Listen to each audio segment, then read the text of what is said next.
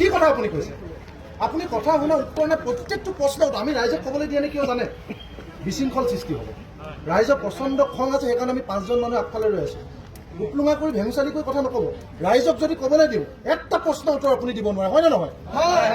এতিয়া কাৰেণ্ট কিয় কাটিছে তেওঁ উত্তৰটো চাওকচোন। ৰাস্তা পদূলি বেয়া, তাৰমানে কাৰেণ্টটো বাছত যাব নে কি মেজিকত যাব নে পইচা চেভেনত যাব? প্ৰশ্ন নাই যদি উত্তৰ নিদিব। বিধায়কৰ কাৰোবাৰ সূত্ৰলিপি হয়, এনেকুৱা দালাল অফিচাৰ থাকিলে ইয়াত ৰাইজৰ সমস্যা সমাধান নহয়।